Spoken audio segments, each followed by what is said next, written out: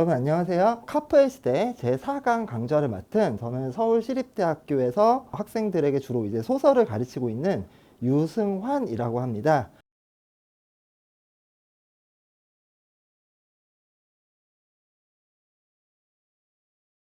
제가 오늘 가져온 주제는 카프 문학의 대중화 문제인데요. 대체로 이제 1928년부터 이제 카프라는 문예 단체, 조선 프롤레타리아 예술 동맹이라는 1925년에 설립된 사회주의적인 조직적 문예 운동 단체가 있습니다. 저희가 보통 이제 카프라고 하는데요. 카프 진영 내부에서 일어났던 카프 문학의 대중화라는 문제와 관련해서 논의를 하고 실천했는지를 한번 이야기해 보려고 합니다. 오늘 강의는 사실 이제 카프의 대중화 논쟁이라는 것을 중심으로 진행이 될 텐데, 이 카프의 대중화 논쟁과 관련해서 가장 중요한 이론가로서 활동하는 사람이 초기부터 한 1920년대 후반까지 카프 조직 내부에 중요한 어떤 지도자격인 역할을 했던 팔봉 김기진이라는 사람입니다.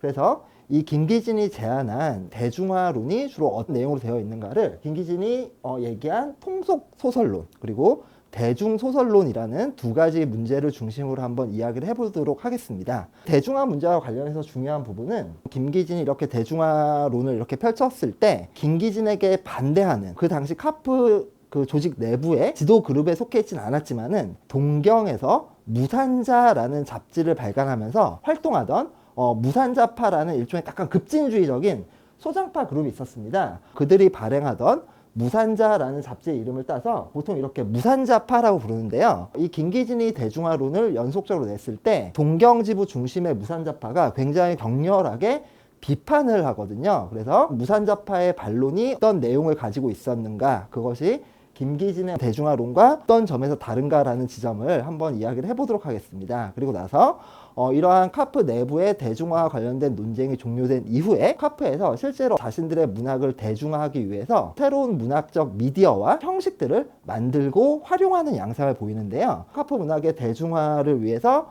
새롭게 창안하고 활용했던 문학적인 양식들과 그 의미를 벽소설이라는 양식, 그리고 김남천과 같은 카프의 주요한 작가들이 제안했던 노동자 스스로의 글쓰기라는 꿈, 그런 상상에 대해서 소개를 하면서 이번 강의를 좀 마무리해 보도록 하겠습니다. 아까 말씀드렸듯이 오늘 강의에서 얘기할 가장 핵심적인 내용은 1928년에서 1930년 사이에 이루어진 카프의 대중화 논쟁입니다. 간단히 말씀드리면 1928년 말 이후에 프롤레타리아 문학의 대중화를 주장한 김기진이 쓴 일련의 글로 인해 촉발된 논쟁입니다. 카프 문학 대중화론의 이제 핵심적인 그 주장을 요약해 본다면, 카프 문학, 즉 프롤레타리아 문학의 대중화를 위해 카프 문학이 상대적으로 등한시해 왔던 어떤 형식적이고 기술적인 요소에 대한 고려가 필요하다라는 게 그 첫 번째 주장이라고 볼 수가 있고요. 두 번째로는 그 당시에 이미 그 식민지 조선에서 상당히 인기를 얻고 있던 통속적이고 대중적인 문학의 형식들이 있지 않습니까? 이 통속적인 문학과 대중적인 문학을 요즘 부르는 대중문학이라는 말로 묶어볼 수도 있을 것 같습니다. 그러니까 그 당시에 이미 대중들에게 큰 인기를 얻고 있던 통속적이고 대중적인 문학의 형식을 배워가지고 프로문학도 이런 통속적 대중적 문학의 형식을 어느 정도 활용해서 문학 창작을 해야 한다는 것이 그 핵심적인 주장이라고 이야기를 해봐도 될 수가 있을 것 같습니다. 김기진이 제기한 대중화론에 대해서 그 당시 카프 동경지부에서 활동하던 소위 무산자파라는 그룹이 굉장히 격렬하게 반발합니다. 그 당시 식민지 조선은 식민지에서 이루어지던 통치와 일본에서 이루어지던 통치가 달랐습니다. 무슨 정치사회 운동 같은 걸 할 때 조선에서 하는 건 굉장히 힘들었거든요. 검열의 기준도 훨씬 더 강하고, 그에 비해서 동경이라는 곳은 검열이라든가 아니면 그 국가 권력의 개입이라든가 이런 것들이 훨씬 좀 덜한 상황이었던 거죠. 카프 문학 그룹은 기본적으로 사회주의에 기반한 문학 운동을 펼치는 단체라고 할 때 자유롭게 활동할 수 있었던 곳이 사실은 조선이 아니라 동경이었다라는 사실, 이러한 점 때문에 사실 이 카프 동경지부에서 활동하던 사람들은 훨씬 더 국가 권력의 검열과 압박에 시달리는 조선의 카프 지도부에 비해서 훨씬 더 급진적이었습니다. 그래서 소위 이제 무산자파라고 불렀는데요. 당시 동경에 있으면서 이 무산자파 그룹에서 활동하고 있었던 주요한 인물들, 그 리더격이 되는 사람이 이제 김두용 같은 사람입니다. 문학 쪽에서는 별로 이름이 안 알려져 있는 사람인데, 뭐 이런 김두용을 비롯해가지고 임화라든가 아니면 나중에 프로문학의 대표적인 시인 중 한 명으로 활동을 하고 있는 권한과 같은 사람이 우리가 이제 통속소설, 대중소설, 통속문학, 대중문학의 형식을 참고해서 카프 문학을 좀 새롭게 만들어야 된다라는 이러한 견해에 대해서 굉장히 격렬하게 비판을 했습니다. 이들의 비판의 이제 핵심적인 내용은 김기진의 대중화론이라는 것이 결국 이런 거잖아요. 우리가 통속소설, 대중소설 이런 것들이 대중들의 인기가 있으니까 카프 문학도 이런 거 좀 따라가야 된다. 근데 이 사람들 입장에서 본다 그러면은 통속소설, 대중소설 이런 것들은 굉장히 좀 저급한 것이고 사회주의 운동가들의 관점으로 볼 때 이러한 작품에서 나타나는 의식의 수준이라는 것도 굉장히 어떤 낮은 수준의 것이라는 거죠. 근데 그것을 대중들이 좋아한다는 이유만으로 카프 문학운동을 하는 사람들이 이게 따라가는 것이 말이 되는가? 이러한 것들 우리는 흔히 이제 대중추수적이다. 대중들의 어떤 취향에 영합하고 이런 걸 따라가려고 하는 것을 대중추수적이다라는 식으로도 이야기를 하는데요. 이 무산자파의 입장에서는 이러한 김기진의 대중화론이라는 것이 결국 대중추수적인 경향을 가진 것으로서 그때까지 이제 발전되어 오던 프롤레타리아 예술운동을 오히려 퇴보시키는 것이다. 이런 관점에서 그 김기진의 대중화론을 굉장히 격렬하게 비판했습니다. 이게 얼마나 격렬한 거냐면요. 이마가 쓴 글의 한번 제목을 봅시다. 김기진 군에게 답함 이렇게 되어 있잖아요. 이마는 사실 이 김기진과 김기진의 친구인 박영희 같은 사람에 의해서 좀 발탁되기도 했던 사람이고 사실 이마와 김기진은 선후배 관계로서 나이 차이가 한 5살 정도 나거든요. 그런데 지금 뭐라고 얘기를 했습니까? 그 김기진 군이라고 이야기를 하고 있습니다. 상당히 좀 김기진의 입장에서는 모욕적인 말이라고 느낄 수도 있는 그러한 제목을 붙이면서까지도 이렇게 격렬하게 비판했던 거죠. 그래서 이러한 그 카프 동경지부에서 활동하던 무산자파들은 그럼 너희의 대안은 뭐냐라고 이야기를 했어요. 이런 얘기를 합니다. 그러니까 우리는 우리 문학을 대중화시켜야 되는 건 뭐 당연한 건데 그걸 어떻게 해야 되느냐? 대중들이 실제로 운동을 한다라고 할 때 대중들이 무슨 저기 프롤레타리아들 그러니까 노동자들이죠. 이 노동자들이 노동조합을 만들어 가지고 무슨 노동조합 운동을 한다라고 했을 때 아니면 농민들이 농촌 운동을 한다라고 했을 때 그 농촌 운동의 현장에 보자 긴밀하게 결합해 가지고 대중들의 의식의 수준을 향상시키고 그 의식의 수준이 향상된 그러한 프롤레타리아 이런 것들을 이제 레닌주의 이론에서는 보통 프롤레타리아 전위, 아방가르드 이런 식의 표현을 쓰는데요. 이러한 프롤레타리아 전위의 시각으로 현실을 바라보는 문학을 만들 때에야 비로소 카프 문학의 대중화가 달성될 수 있다라고 이렇게 이야기를 했습니다. 이러한 두 가지 관점의 대립이 카프의 대중화 논쟁의 가장 기본적인 대립 구도라고 이야기를 할 수가 있을 것 같습니다. 이러한 28년부터 30년까지 이루어진 카프의 대중화 논쟁의 성격과 의미에 대해서는 그동안 뭐 적지 않은 논의들이 있어 왔습니다. 보통 그러면 이러한 이 대중화 논쟁의 성격을 어떻게 보냐면요. 먼저 이 논쟁에 참여하는 인물들의 면면을 봤을 때 카프 지도부와 도쿄 지부에서 새롭게 어떤 급진적인 문학 운동을 주장하고 있었던 도쿄 지부의 무산자파의 대립이라는 구도가 보인다라는 이런 이야기를 많이 합니다. 그러면서 그동안 이제 좀 묻혀 있었던 도쿄 지부의 무산자파의 어떤 목소리가 드러나게 되고요. 사실 이제 1930년에 이 무산자파에 속하던 사람들이 조선으로 이제 많이 들어와 가지고요. 종래의 지도부였던 박영희와 김기진 대신 카페 주도권을 잡아 나가거든요. 이런 걸 우리는 이제 1930년에 이루어진 카페 제2차 방향 전환이라는 식으로 이제 문학사에서는 이야기를 하는데요. 그래서 이런 대중화 논쟁은 어떻게 보면 이런 무산자파가 대두가 되고 1930년에 이루어지는 카프 제2차 방향 전환을 예고하는 사건이었다. 이런 식으로 많이 이야기가 됩니다. 지금 여기에 이미지가 하나 있는데요. 카프 도쿄 지부의 주요 멤버들이 일본에서 발행한 서적입니다. 일본에서. 아마 조선에서라면은 이런 정도의 수위를 가지고 있는 잡지는 내지 못했을 건데요. 굉장히 급진적인 프롤레타리아 운동 잡지, 문학도 좀 실려 있는데요. 무산자라는 잡지에 1929년 5월호 표지가 되겠습니다.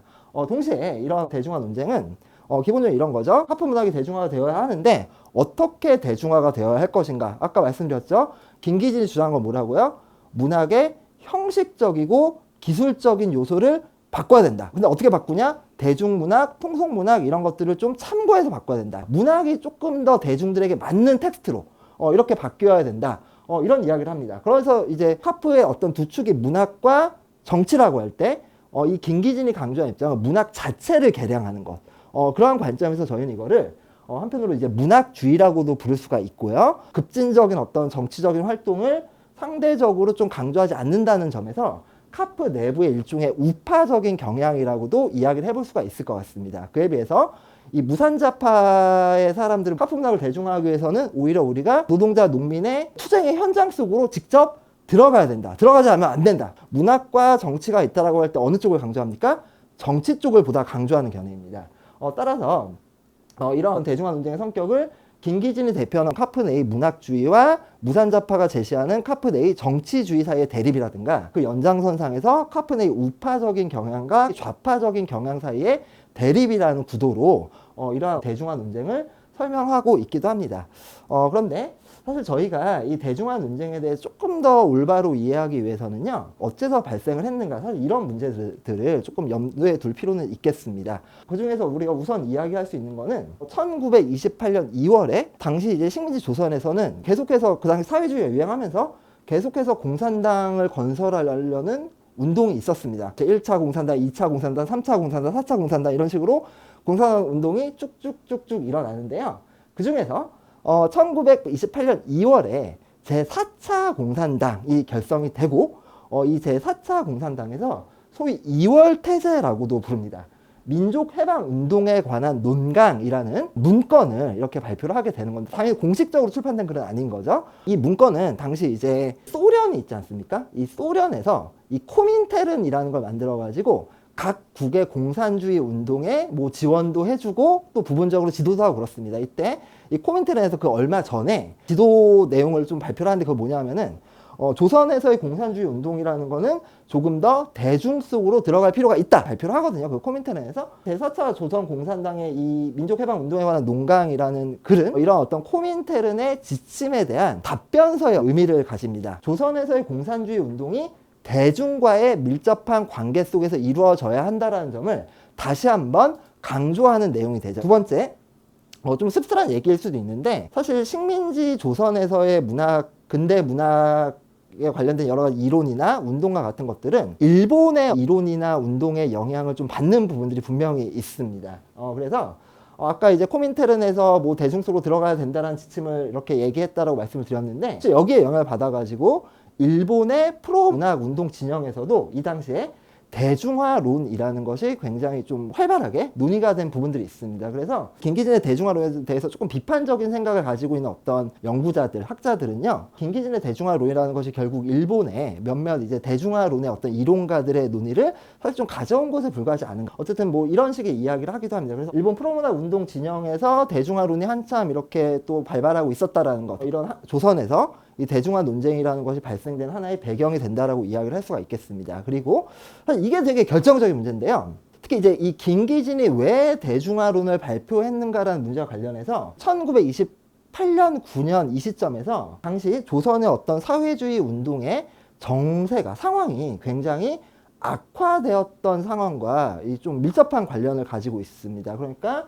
1928년 2월에 제3차 조선공산당이 건거가 됩니다. 이때 건거된 제3차 조선공산당의 맹원들 가운데에서는 사실 김기진과 좀 긴밀한 관련을 가지고 있었던 사람들, 사상적인 교류라든가 이런 것들을 했던 사람들도 있었고요. 그러면서 이제 그 카프 문학운동의 주요한 활동가들, 작가들에 대한 탄압도 굉장히 심화됩니다. 그래서 이 카프의 주요한 작가 혹은 시인 중에 한 명으로서 저희는 포석 조명희라는 사람을 이야기해 볼 수가 있습니다. 포석 조명희가 그 28년 이전에 한번 건거가 됐다가 추록을 한 다음에 나는 여기선 도저히 못하겠다라고 해가지고 소련으로 망명을 해버립니다.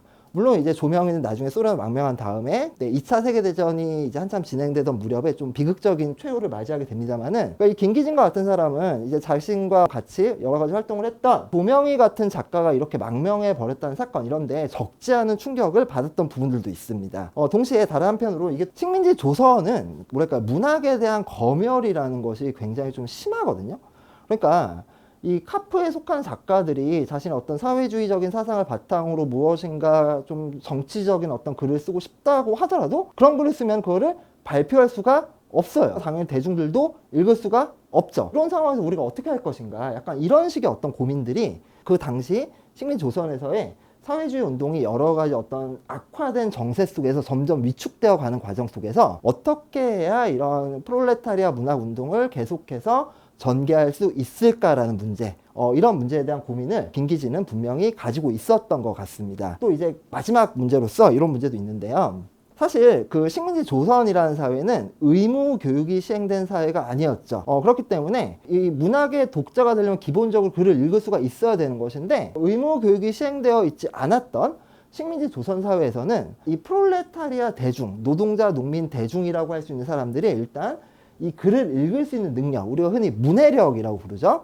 이 문해력이 현저하게 떨어져 있었습니다. 또한 이런 프롤레타리아 대중도 근대 문화의 세례를 충분히 받지 못한 사람들은 사실 근대 문학, 소설, 시 좀 어렵잖아요. 좀 어려운데 이런 것들에 익숙하지 않아가지고 사실 이제 근대 문학을 별로 읽는 습관과 같은 것들을 가지지가 않았던 것이죠.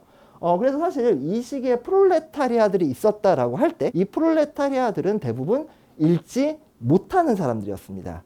그렇기 때문에 이 카프 작가들이 이 프롤레타리아를 위한 문학을 쓴다라고 하더라도 정작 그것을 읽어야 하는 프롤레타리아 독자들은 글을 읽을 수 없거나 아니면 읽을 수 있다고 하더라도 이러한 문학적인 형식들, 근대 문학의 문학적인 형식들에 충분히 익숙하지 않은 나머지 읽어봐야 뭐야 이게 완전 노잼이잖아 이러면서 읽지 않는 이런 식의 문제가 이제 발생하게 되는 것. 사실 이게 좀 근본적인 문제라고 할 수 있습니다. 그러니까 프롤레타리아 문학은 프롤레타리아들을 위한 문학이 되어야 될 텐데 정작 프롤레타리아들은 그것을 읽지 못하고 그것을 오히려 관심도 없고 멀리해 버리게 되는 상황, 이러한 상황이 이제 발생하고 있었던 거죠. 이러한 문제점은 누구나 다 느끼고 있었던 거고요. 그래서 그 김기진이 우리는 작품을 쉽게 써가지고 대중들이 우리의 작품을 읽을 수 있게끔 해야 된다라는 식의 이야기들은 이미 김기진이 대중화 논쟁을 이렇게 제기하기 이전에 이미 나타나고 있었습니다. 여기 몇 개의 예문을 가지고 왔습니다.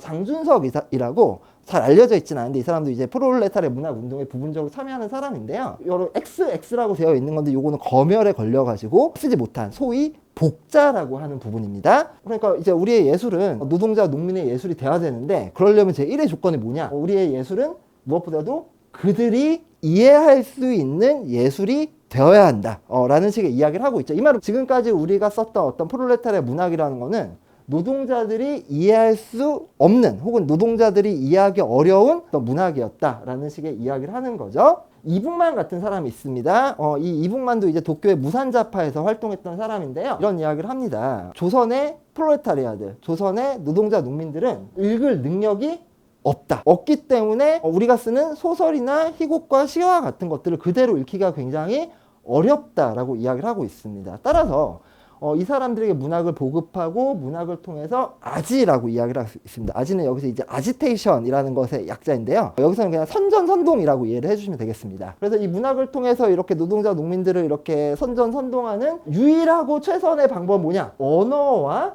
구체적인 표현, 그러니까 표현을 굉장히 구체적으로 하고 언어를 아주 알기 쉽게 해야 된다. 이런 식의 이야기를 하고 있는 거죠. 다음으로 이제 김기진의 관점에서 본다 그러면요. 두 글 모두 이 김기진의 대중화론과 관련한 중요한 글들인데요. 이런 표현들을 볼 수가 있습니다. 지금 우리들의 문예운동은 지금 어떤 상황이냐. 극도로 곤란한 객관적 정세 속에 있다. 그러니까 탄압을 많이 받고 이러고 있다는 거죠. 그래서 이 식민지 권력은 이런 조직적이고 집합적인 활동을 우리들의 운동에서 거세하여 버린다. 근데 심지어 얘네들 뭐까지 하느냐? 우리의 작품까지 질식하게 만들고 있다. 검열이 심하다는 얘기입니다. 검열이 너무나 심해가지고 작품을 써도 발표를 할 수가 없다. 여기서 어떻게 할 것인가? 여기서 이제 김기진이 상상하고 있는 거는 검열이 심하면 방법이 둘 중에 하나밖에 없다라는 거죠. 하나는 뭐냐? 아예 쓰지 않는 겁니다. 붓을 꺾어버린다. 근데 이제 김기진은 기본적으로 문인이기 때문에 이런 거는 대안으로 취급하지 않습니다. 그래서 혹독한 정치적인 탄압과 검열이라는 조건 안에서 우리들은 어떤 행동을 취해야 좋을 것인가, 이러한 고민이 사실 어떤 김기진이 제시한 대중화론의 어떤 핵심적인 배후에 숨어있는 내용이라고 이야기를 할 수가 있을 겁니다. 이 밑에 글도 마찬가지죠. 지난 1년 이래로 28년을 얘기합니다. 지금 현재 우리들의 문학운동은 또로 재미없는 정세, 굉장히 지금 뭐 탄압도 극심하고 이러한 좀 혹독한 정세 속에 있고, 따라서 우리들의 연장으로서의 문학, 사회주의 정치 운동에 도움을 주기 위한 도구로서의 이제 문학이라는 거는 그 정도를 좀 수그리고 정치적인 발언을 조금 줄이고 그 대신 대중들이 좀 읽기 쉬운 형태로 글을 써야 된다라는 그러한 견해를 펴고 있습니다. 이러한 인용문들에서 김기진이 그 당시 프로문학 운동의 정세, 프로문학 운동에 가해지는 탄압과 검열이라는 문제를 식으로 인식하고 고민했는지를 저희가 짐작해 볼 수 있는 부분이 있다. 이렇게 이야기를 할 수가 있을 것 같습니다.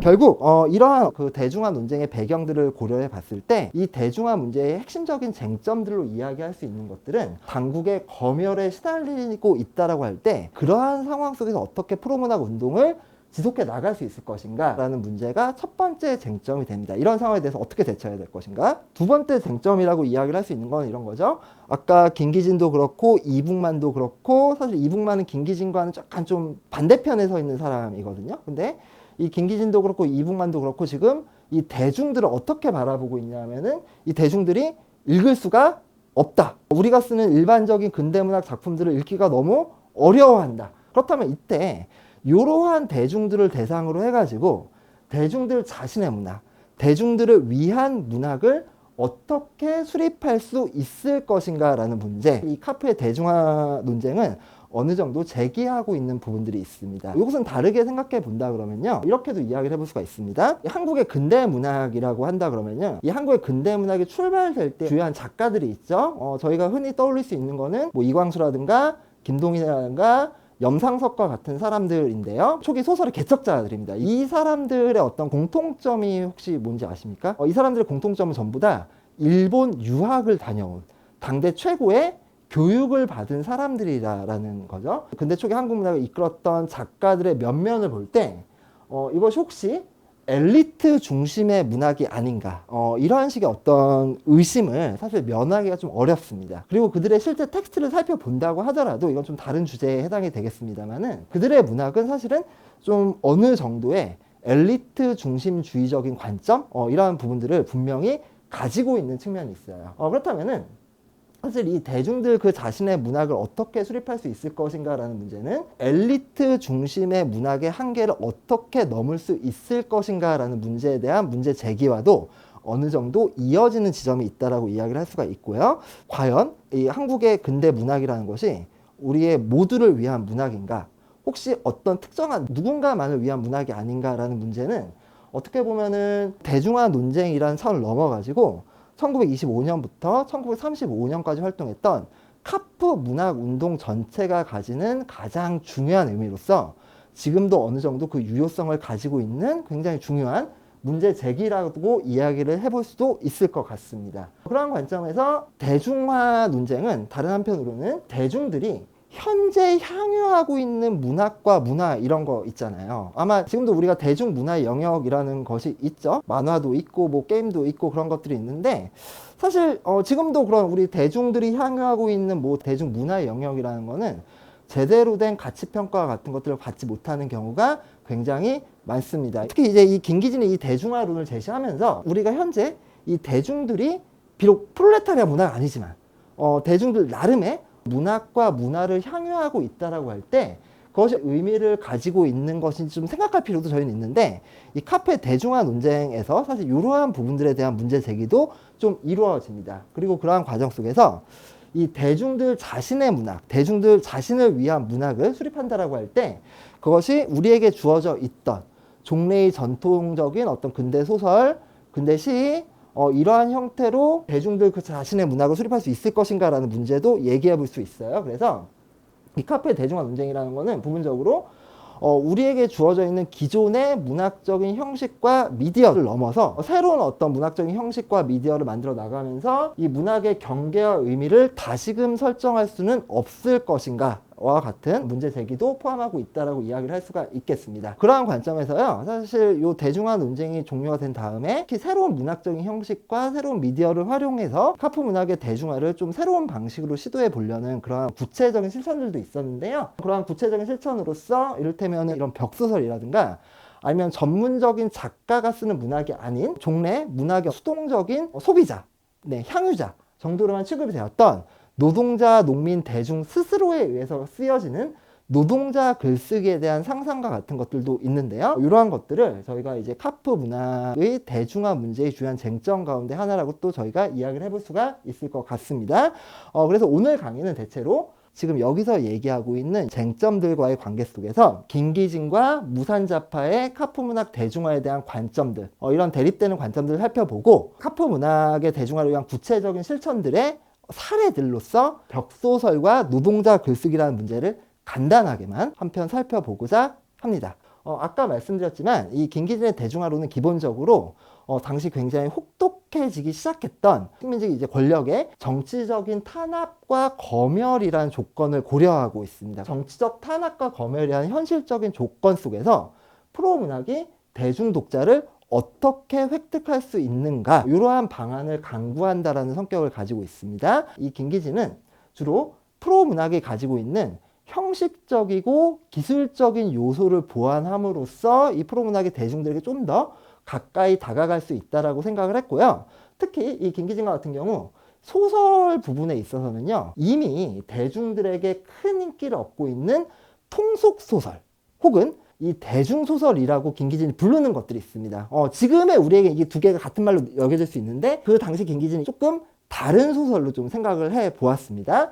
그래서 이 소설 부분에 있어서 김기진은 이미 대중들의 큰 인기를 얻고 있는 통속소설 혹은 대중소설의 형식이라든가 그런 내용과 같은 것들을 적극적으로 참고하면서 사회주의적인 이념을 이렇게 넣는 게 진정한 어떤 프롤레타리아 대중소설이다, 이런 식의 관점들을 보여주고 있습니다. 김기진은 대중들의 흥미라는 걸 굉장히 중시 여겨요. 그러니까 대중들에게는 그 자신들의 나름대로의 흥미를 가지고 있는 요소가 있다. 그럼 우리는 그걸 무시할 수가 없다. 그래서 대중들 흥미에 부합하면서도 마르크스주의적인 통속소설과 대중소설의 창작을 주문합니다. 그리고 이러한 마르크스주의적인 통속소설과 대중소설을 통해 가지고 김기진은 통속소설을 기본적으로 부르주아 문예라고 부릅니다. 그러니까 프롤레타리아와 이제 대적하고 있는 세계관과 가치관과 같은 걸 강조하는 소설이라고 생각을 하고 있는데요. 이런 춘향전, 심청전과 같은 옛날 캐캐묵은 조선시대에 만들어진 이 대중소설을 통해 가지고 봉건적이고 퇴형적인 취미에 감염되어 있다.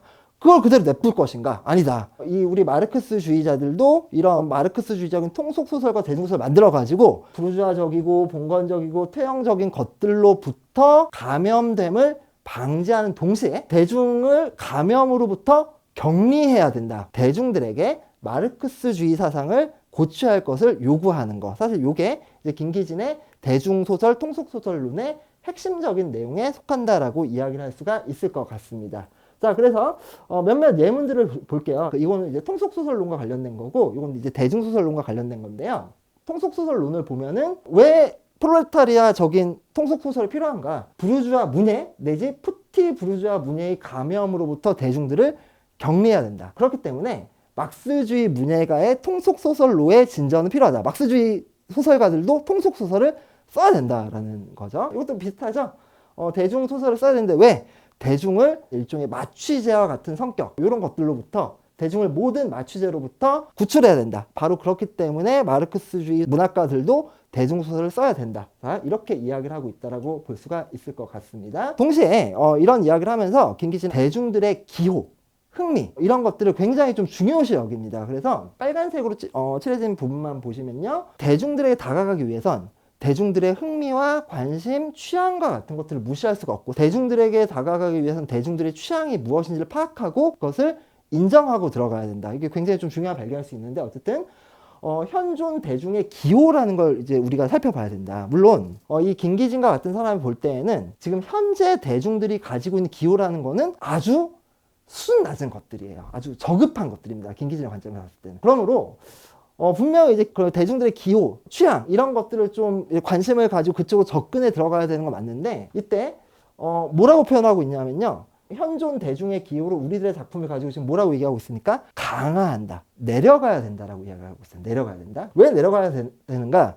그들의 기호에 조금이라도 영합되는 점이 없다면 작품으로서 그들을 끄는 힘이라 있을 수가 없기 때문에, 한마디로 무슨 얘기입니까? 대중들이 기호에 조금이라도 부합되는 부분이 없으면 안 읽는다, 이 얘기를 하고 있는 거죠. 대중소설과 관련해서도 마찬가지입니다.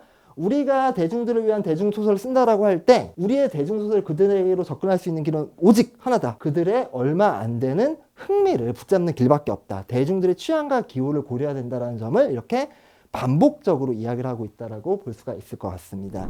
자, 그러면은 저희가 김기진의 대중화론의 핵심적인 내용을 이렇게 본다 그러면은 의미 같은 걸 좀 어떻게 생각을 해봐야 될까 좀 고민이 되는 부분인데요. 어떤 사람들은 이걸 되게 저속한 걸로 생각할 수도 있어요. 그러니까 아주 단순하게 요약하면은 프로 문학이 대중화가 되기 위해서는 대중들의 기호에 부합해야 된다. 특히 이제 대중문학의 가치에 대해서 별로 그렇게 큰 관심을 가지고 있지 않은 사람들이라고 한다 그러면요, 대중의 취향을 맞추자는 굉장히 상업적이고 기회주의적인 어떤 생각 아닙니까? 이렇게 생각을 해볼 수도 있어요. 근데 김기진의 대중화론은 그거보다는 조금 더 깊이 있는 관찰과 생각 속에서부터 나온 거라고 평가할 수 있는 부분들이 있습니다. 그 첫 번째 부분은 뭐냐면요, 김기진의 대중화론이라는 거는 그 당시 조선의 문학적인 장, 필드가 사실은 상이한 매체와 독자 수준을 가지고 여러 개의 층위로 분리되어 있다는 점을 굉장히 면밀하게 관찰하고 있습니다. 그러니까 우리가 똑같이 조선문학 부르지만 사실은 문학 작품의 성격에 따라서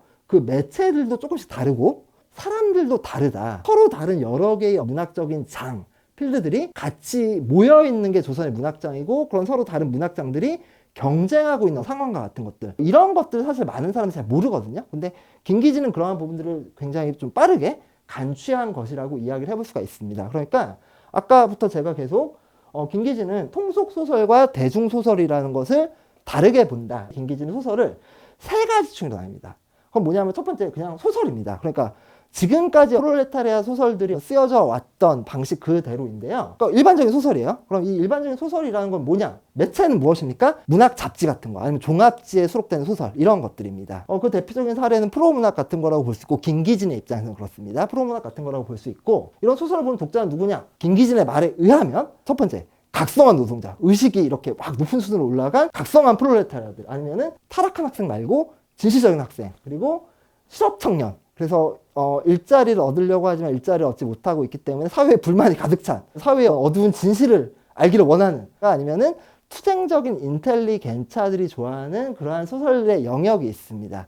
그러면 이런 소설보다 조금 급이 낮은 통속 소설이라는 영역이 있습니다. 간단하게 얘기해서 신문 연재 소설로 생각합니다. 그리고 이런 신문 연재 소설이라는 거 뭐냐면요, 주로 장기적으로 연재되는 소설이고, 예나 지금이나 이 신문 연재 소설이라는 거는 신문의 구독자를 늘리기 위한 수단으로서 이렇게 연재가 되는 겁니다. 그렇기 때문에 어떻게 됩니까? 굉장히 흥미롭게 상업적으로 쓰여져야 되는 소설이 대체로 이제 신문 연재 소설이라고 볼 수가 있겠죠. 그래서 각각의 연재 횟수 제일 마지막에 그 다음 장면이 뭘까 이렇게 두근두근 하게끔 하는 그런 장치들도 마련하고, 뭐 몇 가지 이제 신문 연재 소설의 특징이 있는데, 이런 상업적인 신문 연재 소설을 이제 통속 소설이라는 영역으로 이제 호칭을 했고요. 이 통속 소설의 독자로 김기진은 누구라고 얘기를 하냐면 부인, 소학생, 아니면 봉건적인 노인, 아니면 농민 대중이라고 이야기를 합니다. 그러면서 통속소설을 대표하는 작가로 이광수와 최독견과 같은 작가를 이야기합니다. 뭐 이광수야 다들 아시겠죠. 최독견이라는 작가의 이름을 사실 못 들어보신 분들이 많을 겁니다. 하지만 당대에는 진짜 어마어마한 인기를 얻었던 작가입니다. 그리고 나서 제일 마지막 영역, 어떻게 보면은 통속소설보다도 한 급이 낮은 게 이 김기진의 관점에서 본다 그러면 이 대중소설입니다. 이 대중소설은 흔히 얘기하는 그 딱지본 소설이라는 단행본의 형태로 유통이 되던 거고요. 딱지본 소설이라는 단행본의 형태로 유통되는 소설은 많은 수가 심청전을 다시 찍은 거, 춘향전을 다시 찍은 거, 이러한 고전 소설이었어요. 물론 이제 그런 것들만 딱지본으로 나온 건 아니고, 소위 이제 개화기에 유행했던 어떤 신소설 양식에 가까운 것들, 이러한 것들도 이제 딱지본으로 많이 이렇게 나왔는데요. 그래서 이 딱지본 서적이라는 건 대체로 어떤 식으로 유통이 되는 거냐면요, 보따리 장사 있잖아요. 그럼 보따리 장사들이 보따리에 이렇게 짐을 놓고 다니면서 시장 같은 데 가고 집집마다 들어가서 파는데, 거기에 뭐 화장품도 들어있고 뭐 옷감도 들어있고, 그런데 거기에 같이 뭐가 들어있는 겁니까? 책이 들어있는 겁니다. 그런 사람들에게 파는 그런 거라고 할 수가 있고, 이 딱지본 서적이라는 거는 표지가 굉장히 화려한 여러 가지 원색들을 사용해가지고 알록달록하고 되게 좀 선정적으로 이 표지가 나와가지고 마치 그 표지가 딱지와 같다라고 해서 이제 딱지본 서적이라는 명칭을 가지게 되는 것인데, 이러한 딱지본 서적이라는 형태로 유통되는 고소설류, 이런 것들을 김기진은 대중소설이라고 불렀습니다. 그래서 이 대중소설의 독자는 사실 김기진의 관점에 의하면은 교육을 거의 받지 못한 대부분의 노동자, 농민은 사실은 이 대중소설을 즐긴다, 이렇게 이제 김기진은 파악하고 있어. 어느 정도 사실입니다. 그러니까 사실 우리가 이제 근대문학이 1920년대, 30년대 이렇게 오면은 이미 이제 고전소설과 한물 가고 근대문학, 근대소설 이런 것이 좀 득세한 시기가 아니었나요? 이렇게 저희가 생각을 할 수도 있는데, 판매량을 보면 그렇지 않거든요. 그러니까 그 당시 이제 출판 시장의 상황에 대해 설명한 온갖 자료들을 보면은 그 당시에 여전히 가장 많이 팔리고 있었던 소설은 뭐냐라고 하면은 춘향전입니다. 춘향전. 그게 제일 많이 팔리고 있었어요. 이 부분을 이제 김기진이 굉장히 예리하게 인식하고 있었던 거예요. 그러니까 이 조선의 문학장이 이렇게 여러 가지로 나눠져 있고, 특히 이 고소설을 딱지본 소설이라는 형태로 복간한 그러한 유의 김기진의 표현에 의하면 대중소설이라고 부르는 것이 사실은 무슨 프로문학이라든가 아니면 근대문학 전반보다 훨씬 더 많이 팔리면서 대중의 취향을 장악하고 있다는 점에 대한 위기감이 김기진에게 존재했던 겁니다. 그래서 사실 김기진은 지금까지 프로문학은 주로 어떤 형태의 소설로 나왔다고요? 그냥 근대소설. 이 형태로 나왔던 겁니다. 그래서 이러한 독자들에게만 어필하고 있었던 겁니다. 근데 이러한 독자들이라 그러면은 뭐 얼마나 될까 숫자가? 사실 별로 되지 않는 거죠. 그러면은 통속소설, 대중소설이라는 문학시장을 우리가 냅둘 거냐? 아니다. 우리도 여기에 굉장히 적극적으로 개입해야 된다. 그래서 춘향전, 심청전 따위나 보고 있는 대중들을 구해내야 된다. 이런 식의 관점을 보여주고 있었던 것이 이제 김기진의 대중화론이고, 그 당시 조선의 어떤 문학 시장의 상황, 이런 문제에 대한 예민한 관찰을 바탕으로 해가지고 서로 다른 층위의 문학적인 필드, 문학적인 장 속에 프롤레타리아 문학이 적극적으로 개입해 들어가야 한다라는 것을 요청하는 그러한 논의라고 볼 수가 있을 것 같습니다. 김기진이 이렇게 그 대중소설에 대해서 대중의 취향을 장악하고 있었다라는 것에서 위기감을 느끼고 있었다라는 것은 사실 김기진이 이렇게 얘기를 합니다. 춘향전, 심청전 이러한 것들의 이야기책이 10여 종이 넘는데 이러한 이야기책이 각각 1년에 적어도 만여 권씩 판매된다. 어마어마하게 판매가 되는 거죠. 이러한 출판계 현상을 우리는 무시할 수 없다라는 얘기를 대중소설론을 하면서 합니다. 지금 여기에 보이는 거는요, 제가 아까 이 대중소설이라는 것이 주로 딱지본 소설이라는 형태로 유통이 된다 그랬는데 색깔이 어떻습니까? 굉장히 알록달록 화려하죠. 그래서 이게 딱지와 같다라고 해서 이 당시 이게 이런 걸 딱지본 소설이라고 불렀습니다. 요거는 그 당시 이제 신문 연재 소설로서 독자들에게 어마어마한 호응을 얻었던, 정말 어마어마한 사회 문화적인 현상이라고 볼 수도 있는데요. 최독견이라는 작가의 승방비곡이라는 작품입니다. 이제 이러한 신문 연재 소설을 김기진은 통속소설이라고 불렀던 것이죠. 이 승방비곡은 그 일본 유학생 출신의 여학생과 스님이 연애하는 소설이거든요. 여기서부터 뭐 좀 그렇죠. 좀 그런데 그래서 이 스님이 이제 온갖 풍파를 무릅쓰고 마침내 결혼을 결심합니다. 그때 이 여학생의 어머니가 안 된다! 라고 이야기를 합니다. 혹시 왜 안 될까요? 알고 보니까 이 둘이 아버지가 다른 남매였던 것입니다. 이 어떤 K-드라마의 어떤 선정성 같은 것들, 그런 결말을 어떻게 보면 그 최초로 보여준 인기 있을만 하죠. 이러한 소설들이 어마어마한 인기를 얻으면서 대중들의 취향을 장악하고 있다. 이러한 부분들에 대한 문제의식을 김기진은 가지고 있었던 겁니다. 그래서 결국 이제 김기진은 이제 이러한 문제의식을 가지고 마르크스주의의 이데올로기를 통속소설과 대중소설의 형식에 담아낸 프롤레타리아를 위한 통속문학, 대중문학을 이렇게 만들 것을 제안했거든요. 그래서 김기진은 굉장히 구체적인 창작 방법을 제안합니다. 보통인의 견문과 지식에서 넘어가는 것이면 안 된다. 왜? 통속소설은 원래 그런 것이기 때문에. 그리고 또 뭐 해야 되는가? 돈과 사랑 때문에 생기는 갈등, 혹은 남녀와 고부와 부자 간의 갈등, 이런 것들을 다뤄야 된다. 왜? 그런 것들이 통속소설의 핵심적인 흥미 요소이기 때문에.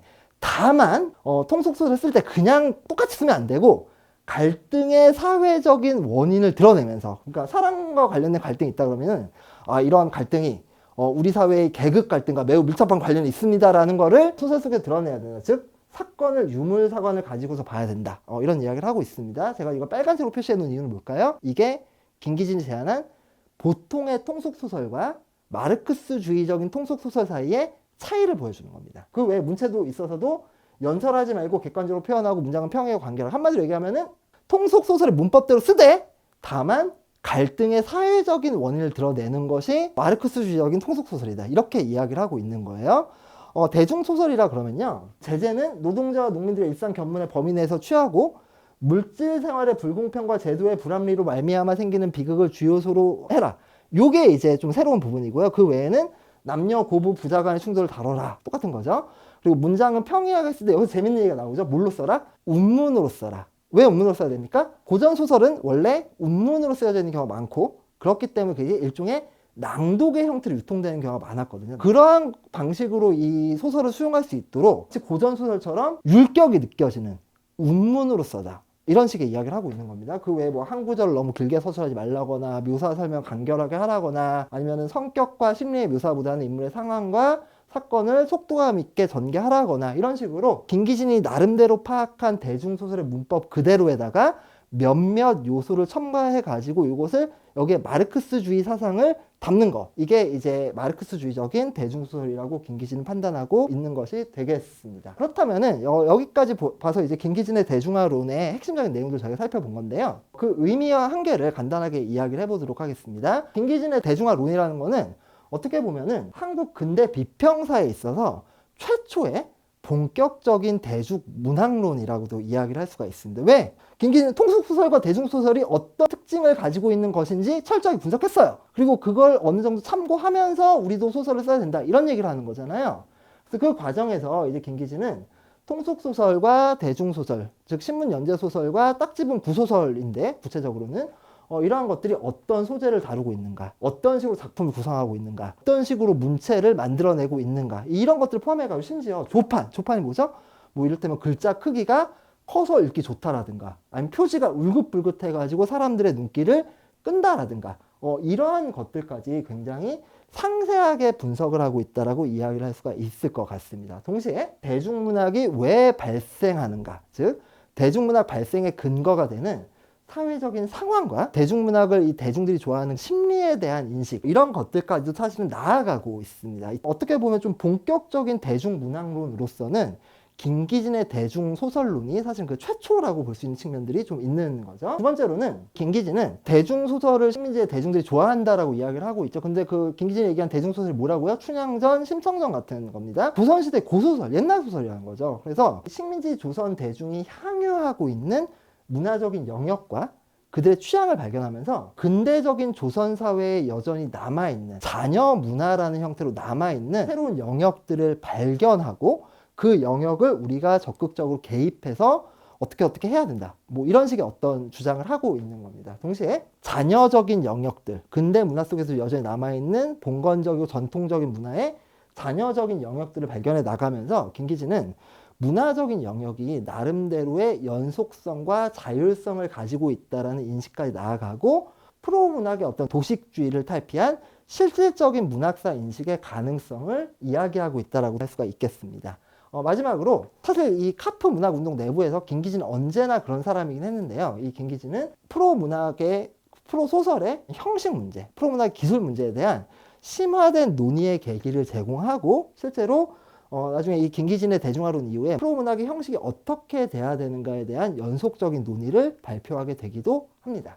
자, 이건 어떤 거냐면요, 김기진이 지금 통속소설로 바라보고 있는 이광수의 소설을 평가하고 있는 부분입니다. 이광수의 소설을 보면 어떤 게 있냐면요, 등장인물들의 감정이 너무 좀 과도하고, 예를 들면 맨날 사랑하고 탄식하고 감사하고 슬퍼하고 기도도 하고 원망하고 원망도 하고 이런 것들인데, 이런 것들이 이제 연속적으로 이루어진다, 이광수 소설이. 그래서 이광수 소설을 센티멘털리즘, 그러니까 일종의 감상주의라는 측면으로 성격을 가진 것으로 이렇게 명명을 합니다. 근데 이러한 어떤 센티멘털리즘, 감상주의라는 거는 아마 지금 강의를 듣고 있는 여러분들 중에서도 너무 촌스러워, 이렇게 생각하시는 분들이 있을 것 같은데, 근데 이런 촌스러운 걸 왜 사람들이 좋아하는가라는 문제를 사실 김기진이 얘기를 하고 있는 거죠. 김기진의 관점에서는 우리의 일상생활이 왜 이렇게 힘든지, 어떻게 하면 우리의 일상이, 삶이 좀 더 나아질 수 있는지에 대한 명확한 인식과 같은 것들을 가지고 있지 못한 사람들이 많아요. 그런 사람들은 결국에는 나는 어쩔 수 없이 운명적으로 이렇게 될 수밖에 없어, 불가항력적이야, 이런 식의 생각들을 한다는 거죠. 그래서 초인간력을 부절히 느껴오고, 따라서 숙명적이고 배신적인 사상의 감염을 오랫동안 당하여 온 우리 사회, 그런 사회의 일반적인 사람은 결국에는 이러한 센티멘털리즘적인 감정에 과도하고 계속해서 슬퍼하고 원망하고 탄식하고 울고, 이런 감정의 상태에서 벗어날 수가 없다라는 거죠. 그래서 이 센티멘털리즘은 뭐 김기진과 같은 사람의 관점에서 봤을 땐 분명히 촌스러운 거지만, 그럼에도 불구하고 김기진의 관점에서는 이러한 어떤 통속문학의 센티멘털리즘을 이해할 수 있다라는 겁니다. 왜? 센티멘털리즘은 현재 매우 살기가 힘든데 이 삶이 왜 이렇게 생겨난 것이고, 이 어려운 삶이 왜 생겨난 것이고, 어떻게 해야 이러한 삶으로부터 벗어날 수 있는지에 대한 분명한 생각들을 가지고 있지 못한 현재의 조선 사람들, 보통의 조선 사람들의 보통의 감정이다. 춘원의 이 통속소설이라는 것은, 센티멘털리즘이라는 것은 바로 이러한 감정을 인식하고 그러한 감정을 소설적으로 표현해서 보여주기 때문에 굉장히 큰 호응을 얻는 거다. 이게 어떤 부분입니까? 대중문학이 바로 어떠한 시대 상황 속에서, 통속소설이 어떠한 시대 상황 속에서 성립하는가, 그리고 사람들은 왜 이러한 통속소설을 좋아할 수밖에 없는가, 이런 통속소설을 좋아할 만한 분명한 근거들, 사회적인 상황과 사회를 살아가는 사람들의 심리라고 부를 수 있는 것들이 존재한다라는 겁니다. 이러한 부분들을 인식하고 있다는 게 중요한 것이고요. 두 번째로 이제 김기진이 좀 많이 관심을 두고 있는 부분은요. 왜 이러한 특히 이제 고소설 같은 거, 옛날 소설 같은 거. 옛날 소설은 옛날의 시대적 상황을 배경으로 해서 쓰여진 거잖아요. 근데 왜 그게 지금까지도 남아가지고 사람들에게 큰 인기를 얻고 있는가라는 문제인데요. 이런 문제에 대해서 김기진은 우리에게는 기록이라는 장치가 있다. 그리고 이 기록에 의해서 다양한 문화적 유산이 남아가지고 그것이 전승되어서 대대로 반복되고 또 반복된다. 그래서 우리는 우리에게 이렇게 반복적으로 전승이 되면서 우리에게 주어지는 문화적인 유산의 영향이라는 것을 무시할 수가 없고, 우리의 새로운 창작이라는 것은 그것이 아무리 적은 부분이라고 하더라도 우리에게 주어진 기존의 문화적 유산, 즉 전 시대의 어떤 것을 전승하고서야 무엇인가가 만들어지는 것이다. 이런 식의 생각들을 하고 있는 거죠. 바로 이런 영역에서 김기진이 문화적 영역의 자율성과 연속성이라는 문제를 어느 정도 사고하고 있다는 점을 저희가 생각을 해볼 수가 있습니다. 이러한 부분들에 대한 발견이 있었다는 게 김기진의 대중화론의 중요한 의미라고 할 수 있는 것이죠. 하지만 김기진의 대중화론은 몇 가지 좀 한계들을 가지고 있는 부분들도 있습니다. 어떤 거냐면 첫 번째, 김기진의 대중화론은 분명히 이 프롤레타리아 문학이 대중들에게 접근해야 된다라고 주장하면서도 이 대중들의 문화적인 수준이라는 것을 굉장히 낮은 것으로 보고 있습니다. 대중들의 문화적인 수준을 근본적으로 불신하고 있는 거죠. 이 사람들 무식한 사람들이다. 정말 좀 교양이 없는 사람들이다. 이런 식의 생각을 가지고 있었던 것이죠. 이를테면 김기진은 이 대중들을 나누죠. 일반적 교양과 특수적 교양의 차이의 기준을 두고 상층과 하층으로 나눌 수가 있다.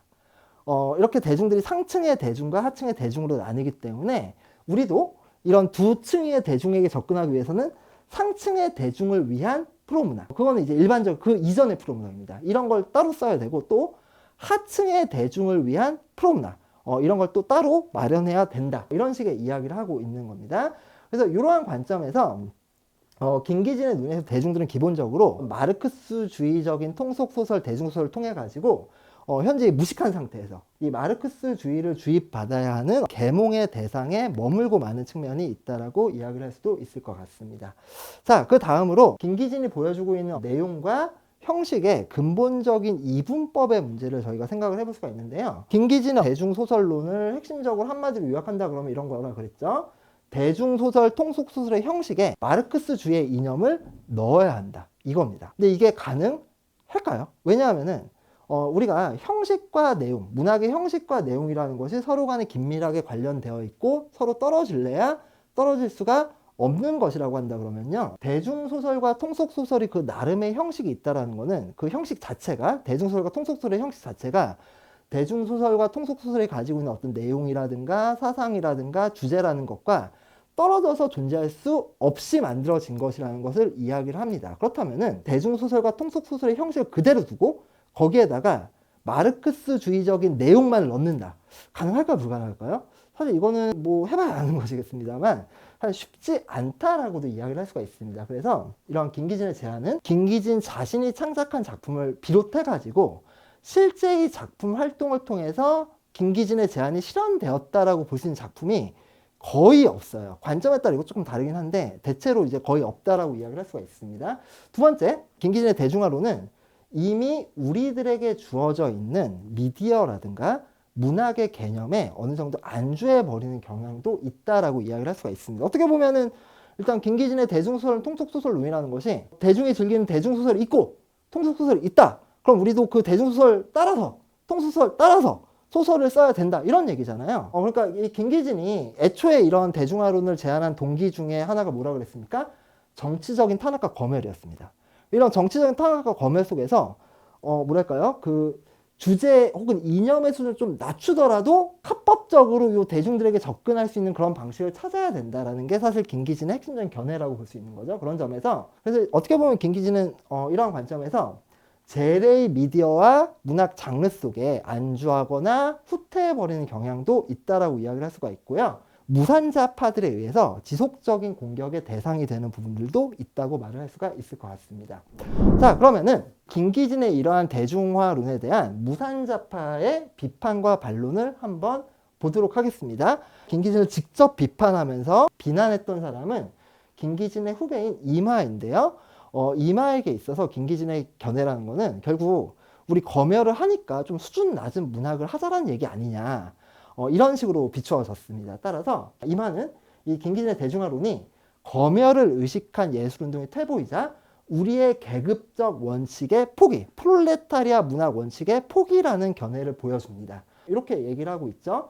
계급적 원칙을 포기하고 매도하고라도 작품만을 내야 한다는 건 결국 뭐냐. 우리는 결국에는 뭘 하든 작품을 내야 된다. 거기서 설사 이 프롤레타리아 문학 운동의 원칙에 어긋난다고 하더라도 작품을 내야 된다. 그럼 결국 그 말은 프롤레타리아 운동보다 문학이 더 중요하다는 얘기 아니냐. 그럼 이것이 예술 지상주의랑 뭐가 다르냐. 이런 게 이마가 김기진에 대해서 하는 이야기입니다. 이제 이러한 비판을 하면서 대안으로서 제시하는 건 뭐냐면요. 이마는 김기진이 의존하고 있는 대형 신문이라든가 잡지와 같은 어떻게 보면은 전통적인 재래 미디어라고 할 수 있는데요. 이마 같은 경우 이러한 재래 미디어를 부르주아 기관이다. 이런 식으로 이제 평가절하를 합니다. 굳이 우리가 이런 거, 동아일보, 이런 걸 통해서 우리가 문학을 할 필요가 있겠느냐. 그게 아니라, 우리가 이제 대중적인 정치 운동을 발전시키면은 그 대중적인 어떤 조직에서부터 자기의 기관지를 낼 수도 있고, 아니면 꼭 그것이 합법적으로 승인을 받지 않은 비합법적인 출판물 같은 것도 만들 수 있고, 그럼 이제 이러한 대중적인 정치 운동의 발전에 따라서 새롭게 만들어질 수 있는 부르주아 기관의 미디어가 아닌 우리들의 기관이 가지고 있는 새로운 미디어를 통해서 이렇게 문학 운동을 해보자. 이제 이 이마가 내세운 대안이라고 얘기할 수 있겠습니다. 이런 견해는 상대적으로 자유로웠던 도쿄의 상황이 반영되어 있는 그런 견해라는 거를 저희가 얘기를 해볼 수가 있을 것 같습니다. 그 이마가 이제 김기진을 비난하면서 이제 자신의 견해를 제시하고 있는 부분인데요. 그러니까 이런 식으로 얘기하고 있죠. 동아일보나 중해일보로 예술운동을 하는 사람이다. 누가? 군. 김기진 군은 결국 동아일보나 중해일보와 같은 부르주아 상업 신문을 가지고 이제 예술운동을 하는 사람이 아니냐. 그러지 말고 우리는 이렇게 해야 된다. 부르주아 신문과 부르주아 잡지를 통해서 행하던 운동이 아니라 우리들 자신의 기관을 강대화해서 우리들 자신의 기관이 만들어낼 수 있는 새로운 미디어를 통해서 운동을 해야 한다라고 이렇게 주장하고 있는 거죠. 물론 사실 이마도 이것이 지금 동경에 있기 때문에 할 수 있는 얘기라는 걸 알아요. 내가 이렇게 얘기를 하면 김기진 군, 당신은 동경은 일본이 아니냐고 이렇게 이야기를 하겠지라는 부분을 굳이 삽입하고 있다는 거. 이러한 부분들도 저희는 주목해 볼 수가 있을 것 같습니다. 그 다음으로 무산자파 중에서 김두훈과 같은 사람의 비판을 이제 한번 살펴보도록 하겠습니다. 김두훈과 같은 경우는 결국 이 프롤레타리아 문학 운동의 대중화라는 것은 현장에서의 대중적 정치 운동에 참여를 통한 새로운 정치적 예술을 추구하지 않으면 할 수 없다라고 이야기를 했는데요. 이제 어떤 점에서 그러는 거냐면은 아까 이제 김기진의 견해에 있어서 이 정치적 부자유, 검열의 존재 이런 것들이 이제 김기진의 대중화론에 핵심적인 어떤 배경이 되고 있다라고 말씀을 드렸잖아요. 근데 김두훈은 뭐라고 하는 거냐면 그렇게 해도 결국엔 안 된다. 왜? 정치적인 부자유의 밑에서 공장의 가운데, 농장의 가운데 이런 속으로 출판물을 만들어 가지고 사람들에게 마르크스주의 사상을 주입할 수 있다라고 생각하는 거는 환상입니다. 결국 이제 김두훈에게 있어서 유일한 방안은 이런 정치적인 부자유라는 상황 자체를 타파해 버리는 수밖에 없습니다. 그러기 위해서는 결국 문학 운동을 하는 사람도 자신들의 문학 운동을 조금 더 자유롭게 할 수 있는 가능성을 얻기 위해서는 문학 운동 자체가 정치 투쟁으로 들어가다. 이럴 수밖에 없어요. 김동의 관점에서는. 그래서 물론 이렇게 문학 운동하는 사람들이 이렇게 정치 투쟁에 직접적으로 들어가 버리면은 어떻게 보면은 그 사람들이 이러한 정치 운동의 과정 속에서 뭐 여러 가지 글을 쓸 수 있겠죠.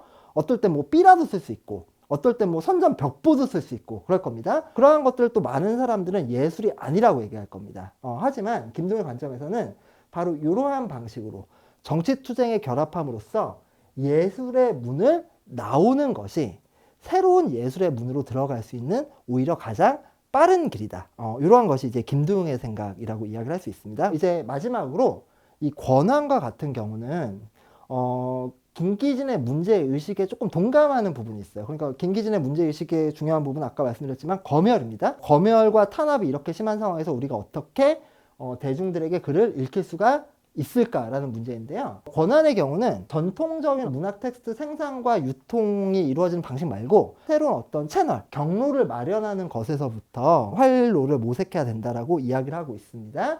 그래서 권한과 같은 경우 이제 검열 문제를 강조한다는 점은 사실 김기진과 좀 생각을 같이 하는 부분들이 있습니다. 그러니까 권한과 같은 경우는 이런 식으로 얘기를 하고 있는 거죠. 기관지나 창작집 같은 것을 출판할 때 반드시 이렇게 훌륭한 표시, 미려한 지질, 선명한 인쇄, 풍부한 매수 이렇게 할 필요 없다. A4짜리 한 장으로 책을 만들자. 이런 겁니다. 아니면은 등사로 만들자. 등사라는 건 어떤 거냐면은 기본적으로는 이제 인쇄라는 게 아니라 베껴내는 거에 좀 더 가까운 것이거든요. 손으로 이렇게 써가지고 어떻게 하는 인쇄 방식인데 그러한 형태로 만든다거나 아니면은 굳이 뭐 인쇄를 하는가?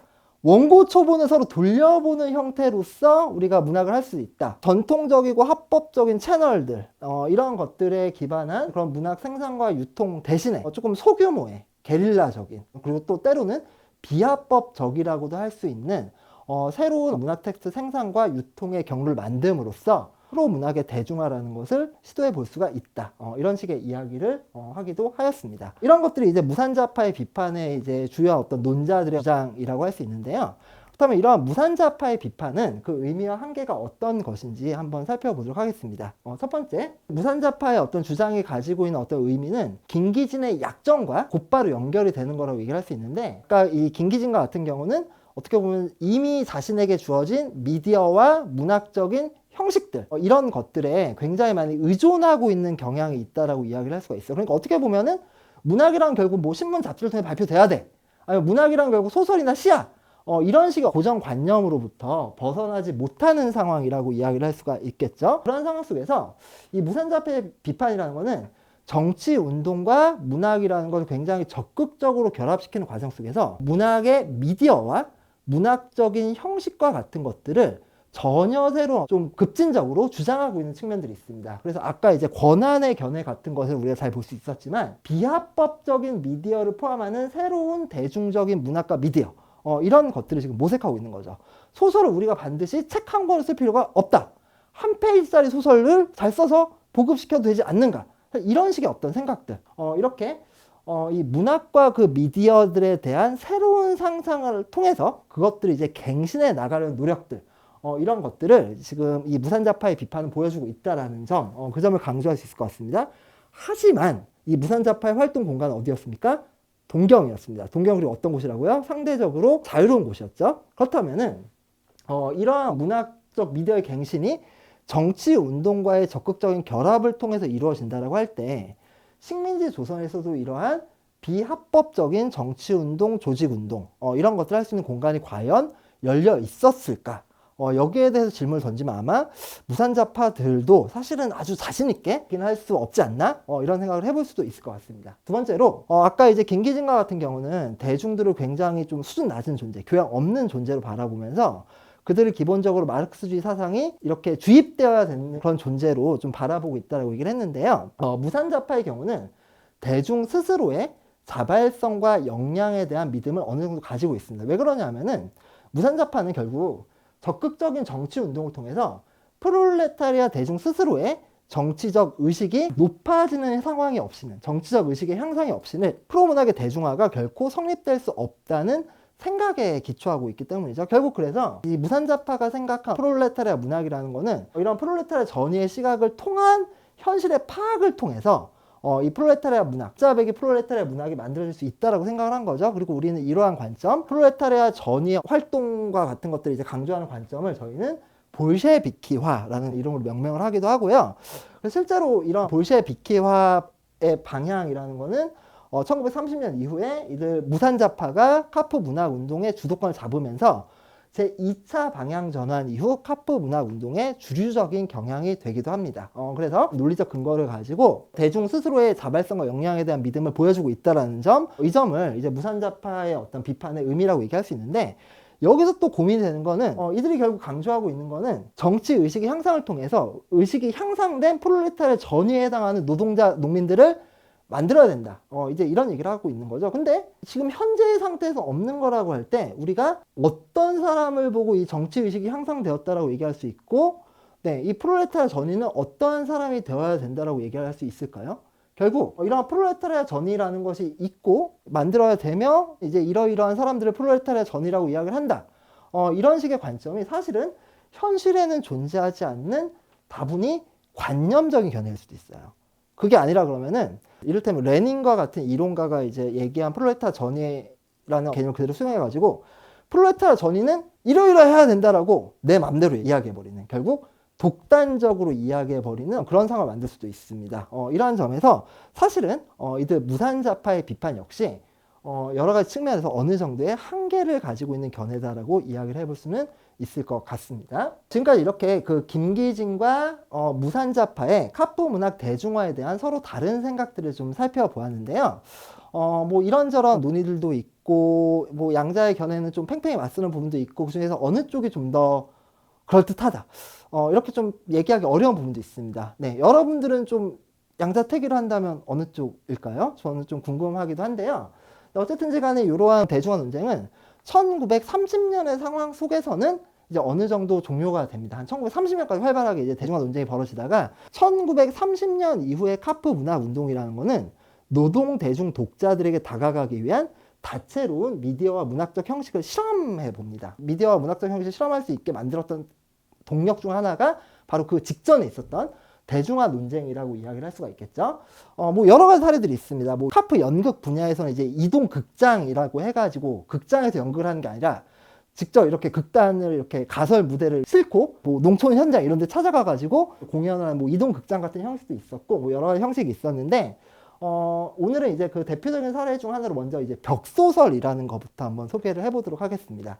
이 벽소설이라는 거는 아주 간단합니다. 뭐냐 하면은 소설을 씁니다. 어디다 쓸까요?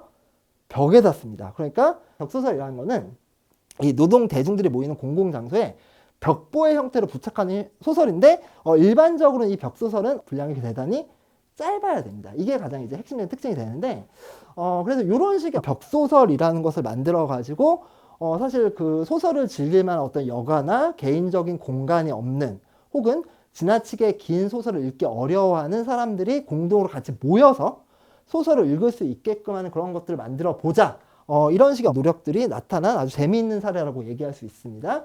물론 이제 이런 벽소설에 대한 생각들이 아주 그냥 생판 아무것도 없는 상태에서 완전히 처음부터 만들어진 건 아닙니다. 이미 1920년대 3.1운동 직후죠. 1920년대는 대단히 다양한 사회운동의 전성기였다라고도 얘기할 수가 있을 겁니다. 뭐 청년의 운동도 굉장히 활발했고 여성운동도 활발했고 그랬는데요. 그럼 이 1920년대 이 사회운동, 특히 대중운동을 하는 여러 단체에서는 어떤 가능성을 생각했냐면, 실제로 해본 경우도 많이 발견이 되는데, 벽신문이라는 걸 만든 적이 있어요. 벽신문. 벽에다 붙이는 신문입니다. 혹은 또 어떤 게 있었냐면은 생신문이라는 것도 있었어요. 생신문은 신문인데 사람들이 많이 모인 데서 신문을 낭독합니다. 자기 생목소리로. 생목을 이렇게 낭독을 하는 거죠. 이제 이런 걸 이제 생신문이라고 불렀는데요. 전부 뭘 하는 겁니까? 신문을 읽으면 경제적 여유라든가 개인적 공간이라든가 시간적 여가라든가 아니면은 신문을 읽을 수 있는 문해력을 갖추지 못한 독자들을 위해서 이 신문을 그들이 수용할 수 있는 어떤 새로운 어떤 미디어를 통해서 이 신문의 내용을 전달하겠다, 이런 견해를 가지고 있는 활동이었다라고 얘기를 할 수가 있습니다. 근데 그 외에도 일본과 러시아에서도 벽소설과 관련된 여러 개의 실험들이 이제 나타나기도 했습니다. 이러한 것들의 영향을 좀 받고 참도 좀 해가지고 1930년대 식민지 조선 사회에서도 벽소설과 같은 것들을 만들자라는 재미있는 운동이 일어나는데, 지금까지 이제 벽소설 창작 작품으로 확인되는 거는 한 30편 정도, 요 정도 가량의 창작이 확인이 됩니다. 대표적인 사례를 한번 보여드리면은 카프 문학의 대표적인 소설 작가이자 희곡 작가 중 한 명인 이 송영이라는 사람이 쓴 겁니다. 지금 화면이 작아서 잘 보이실지 모르겠는데, 여기 보시면은 이 작품에 표제명이 쓰여져 있는데 장르를 표시하는 겁니다. 혹시 뭐라고 쓰이는지 보이세요? 소년 벽소설, 소년들을 위한 소설입니다. 이 작품이 별나라라고 사회주의 아동 잡지 이런 게 있었거든요. 아동 잡지가 있었는데 거기에 발표된 소설이고요. 그래서 소년 벽소설 이렇게 써져 있고, 작품의 제목은 을밀대라고 되어 있습니다. 일단 작품의 분량이 어때요? 2페이지죠. 그리고 이 2페이지가 이렇게 있다 있어요. 무슨 말입니까? 그러니까 어떨 때는 종이가 이렇게 양면이 있잖아요. 한 면에 1페이지, 뒷면에 2페이지 이렇게 할 수도 있는데, 이렇게 2페이지입니다. 뭐 하라는 얘기예요? 찢어서 어떻게 해라? 붙여라. 네, 이런 얘기입니다. 분량도 거기에 맞춰서 굉장히 짧게 쓰여져 있다는 걸 알 수가 있습니다. 재미있는 부분은 이제 이 부분입니다. 이 앞에 이 뭐라고 써져 있냐? 이 소설은 공장 문밖이나 일터나 공청 벽에다 붙이고 일하다가도 쳐다보고 쉬는 시간에도 한번 쳐다보아라 라고 이렇게 이야기를 하고 있습니다. 그럼 붙여서 읽어라. 이걸 의도를 했다라는 거죠. 동시에 이것보다 더 좋은 사실을 아는 것이 있거든. 써서 붙여라. 근데 써서 붙일 때 글은 잘 되든 못 되든 간에 써서 붙여라. 지금 뭘 유도하고 있는 건가요? 별로 어렵지 않은 짧은 형식이죠. 그러니까 이런 형식 모방해가지고 너희들이 아는 사실을 바탕으로 해서 비슷한 소설을 써서 우리에게 뭐 해라? 보내달라. 그럼 우리는 이거를 다시 인쇄해 주겠다. 그럼 그걸 다시 벽소설을 만들어서 봐라. 이런 식의 이야기를 하고 있는 거라고 이야기를 할 수가 있을 것 같습니다.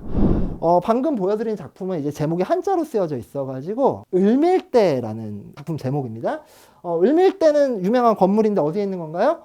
평양에 있는 거죠. 평양. 1931년에 쓰여져 있는 그 을밀대라는 작품은요. 1931년 평양에서 일어난 중요한 사회적인 사건이 하나 있습니다. 그게 뭐냐면은 평양 고무공장 파업이라는 사건이거든요. 당시에 이 강주룡이라는 여성 노동자입니다. 여성 노동자.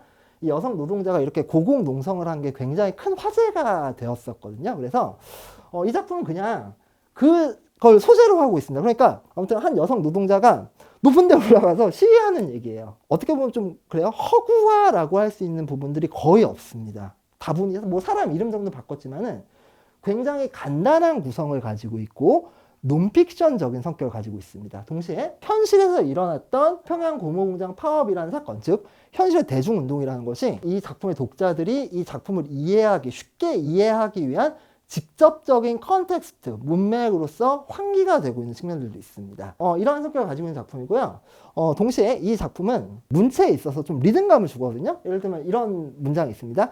공장주는 술도 막 먹고 계집하고도 막 놀고 비단 옷도 막 입고 하고 싶은 일 다 하면서 어떻습니까? 일종의 대구적인 그 문장이 구성되면서 약간 좀 율격을 갖추어서 읽을 수 있게끔 이 문체를 구성하고 있죠. 그러니까 이러한 문체가 지금 뭐에 적합하다고 할 수 있어요? 일종의 율격을 가지고 있기 때문에 낭독에 적합합니다.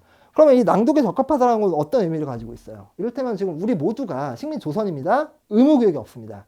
의무교육이 없기 때문에 사람들이 모두 글을 아는 사회가 아니죠. 벽에 뭐가 붙었어요. 근데 뭔 말인지 몰라요. 그럼 어떻게 하면 됩니까? 글을 읽을 수 있는 옆에 사람이 낭독에 적합한 문체이기 때문에 이렇게 읽어주면 된다. 동시에 아까 말씀드렸지만 분량이 짧기 때문에 구성이 간단할 수밖에 없습니다. 그리고 작품의 성격이 어때요? 허구화가 되어 있지 않습니다. 상상력이 덜 필요하죠. 간단한 구성과 논픽션적인 성격을 가지고 있다는 것은 결국 현실제 체험의 바탕을 둔 비슷한 작품을 누구나 쓸 수 있다는 거죠. 바로 이러한 점에서 송영의 을밀대와 같은 경우 아까 보았지만 누구나 글을 잘 써도 좋고 못 써도 좋다. 좋은 사실이 있다 그러면 그것을 이렇게 써서 우리에게 보내달라. 이런 어떤 간단한 구성과 논픽션적인 성격을 바탕으로 독자의 창작을 권장하는 측면이 있습니다. 이런 어떤 송영의 을밀대와 같은 벽소설의 존재와 같은 경우는 이 카프 문학 운동을 했던 사람들이 이 대중들에게 접근하기 위한 새로운 문학적인 미디어들을 열심히 고민했고 그런 문학적 미디어를 활용한 새로운 문학적인 형식들을 나름대로 굉장히 치열하게 고민을 했다는 하나의 증거로 볼 수가 있을 것 같습니다. 자, 다음으로 저희가 이야기할 수 있는 부분들은 카프 문학 운동의 일각에서 전개되었던 노동자 글쓰기의 꿈입니다. 이렇게 얘기할 수 있습니다. 1930년 이후에 카프 문학 운동이라는 것은 단순히 프롤레타리아 대중 스스로가 읽어야 되는 문학을 넘어서 프롤레타리아 대중 자신들에 의해서 스스로 창작되는 문학을 상상하기도 하고 있습니다.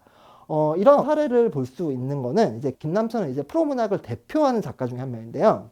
이 김남천이라는 사람이 쓴 문예 구락부라는 단편 소설입니다. 이 단편 소설의 내용은 매우 간단해요. 분량도 좀 짧아요. 이 소설 같은 경우는 어느 한 공장에 문예 구락부가 생깁니다. 구락부 옛날 말이죠. 뭡니까? 클럽이란 말이거든요. 한 공장에서 이 문예 클럽이 결성돼 가지고 이 문예 클럽에서 이루어지는 활동을 그리고 있는 소설입니다. 문예 클럽에서 작품의 주인공들은 자신의 체험을 바탕으로 한 나름대로의 문학을 스스로 창작해 나갑니다. 그리고 그걸 클럽원들끼리 돌려가면서 읽어요. 그리고 그 과정에서 이제 자신의 의식을 계속해서 성장시켜 나가는 노동자들의 이야기라고 이야기를 할 수가 있습니다. 좀 재미있는 지점은 이 작품을 읽어보면은 이 작품 속에서 대중들 스스로가 문학작품을 만든다라고 할 때 그 대중들 스스로가 만드는 문학 작품의 형식은 뭐가 될까?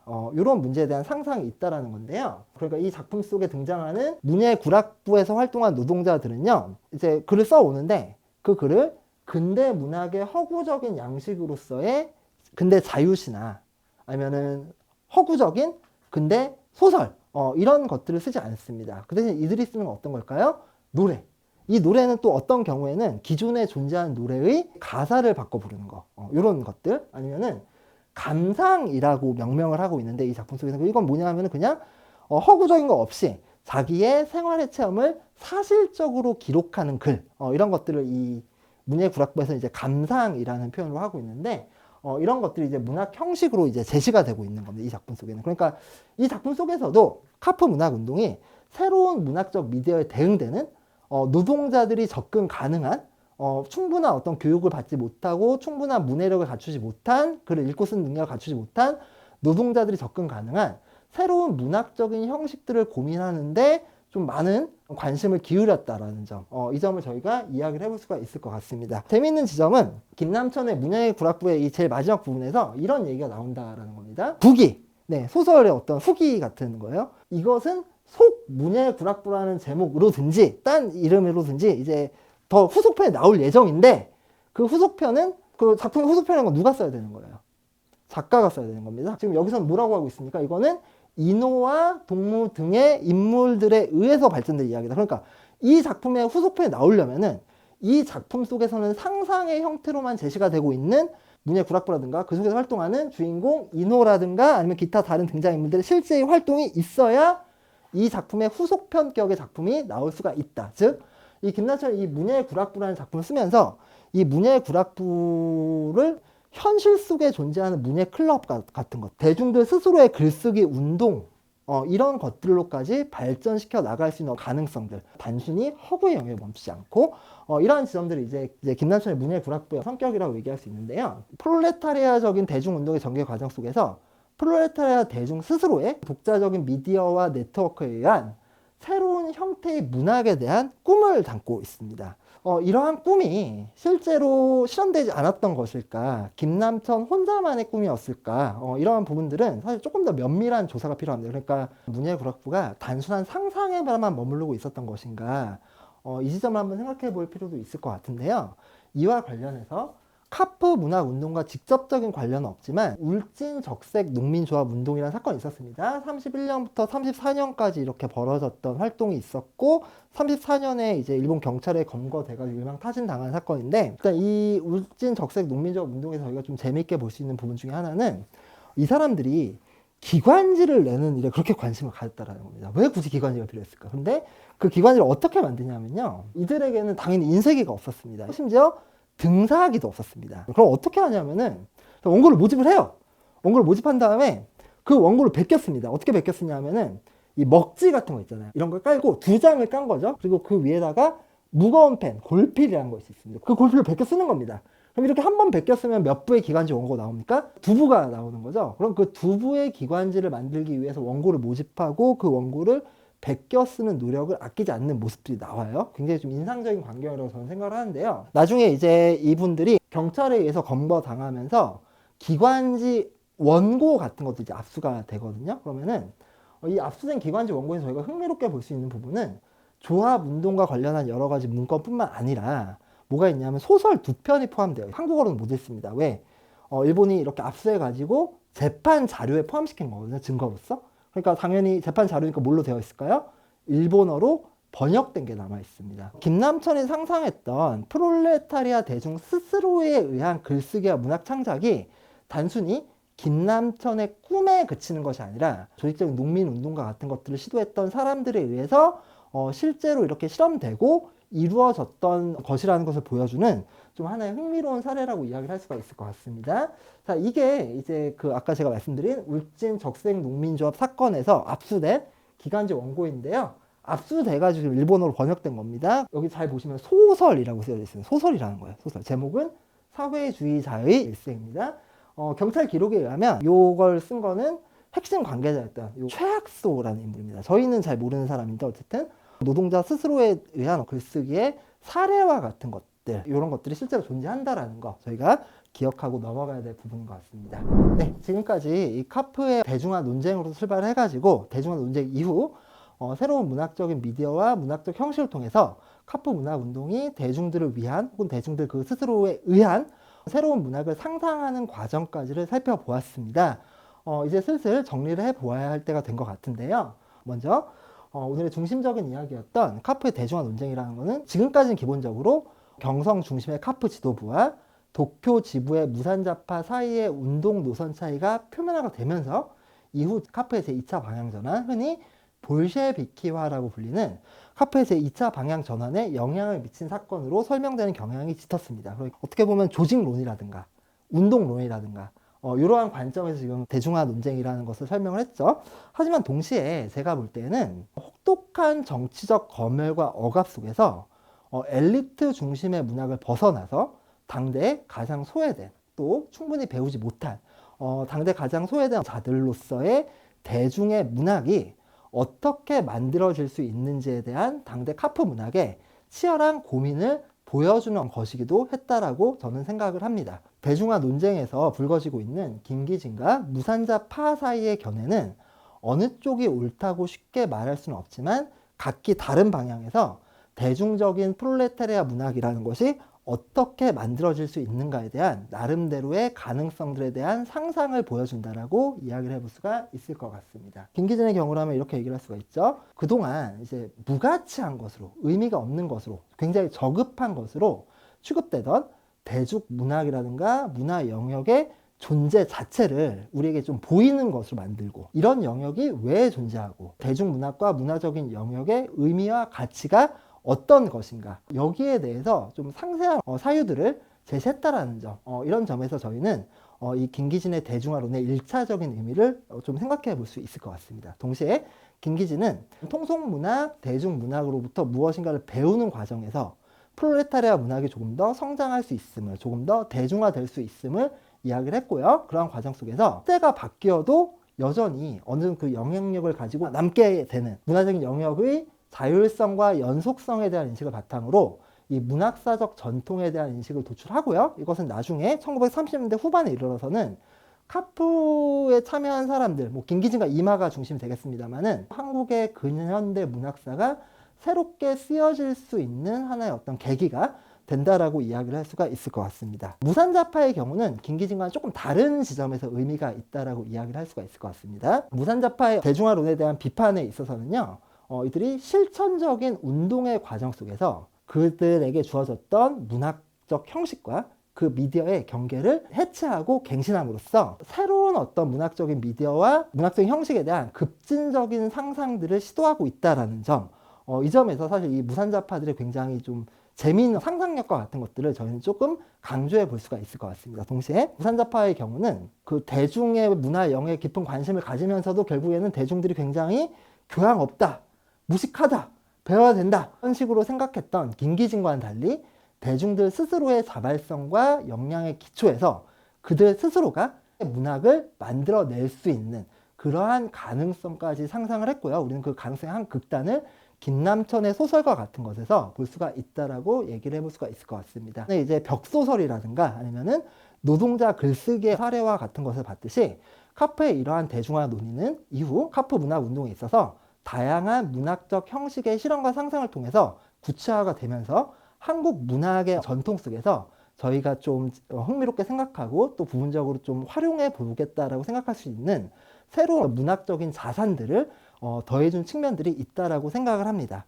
그래서 이러한 카프 문학의 어떤 대중화 문제는 어떻게 보면 좀 현재까지도 저는 저에게 좀 유효한 문제 제기를 하고 있는 부분이 있다라고 생각합니다. 왜냐하면은 지금도 사실 이 문학이라는 거는 많은 사람들에게 여전히 어려운 것으로 생각이 됩니다.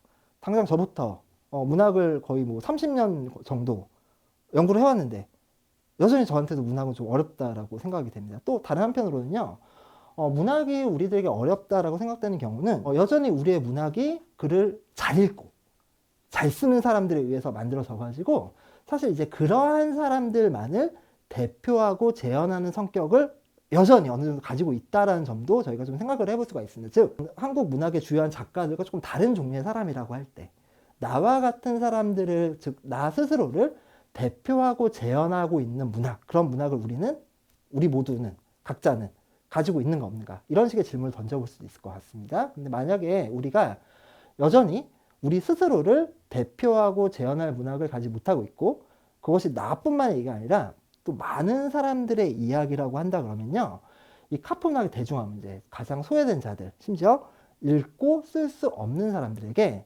어떻게 하면 이제 그들 자신의 문학을 만들 수 있게끔 할 것인가라는 문제를 가지고 고민했던 카프 문학의 대중화 문제는 여전히 현재적인 의미를 가지고 있다고 생각합니다. 이러한 점에서 저는 이제 카프 문학의 대중화 문제가 굉장히 지금까지 저에게 영향을 미치는 중요한 문제라고 생각을 하고요. 여러분들도 오늘 강의 내용을 토대로 이 김기신과 이를테면 무산자파 가운데 어느 쪽이 좀 더 마음에 드는지, 혹은 거기서 더 나아가가지고 우리가 좀 더 우리 스스로에게 걸맞는 우리 자신의 문학을 가지기 위해서 어떠한 상상을 하고 어떠한 실천을 할 수 있는지, 이러한 문제들을 한번 상상해 보실 수 있으면 좋겠습니다. 긴 강의 들어주시느라고 모두 수고하셨고요. 강의 열심히 들어주셔서 감사합니다.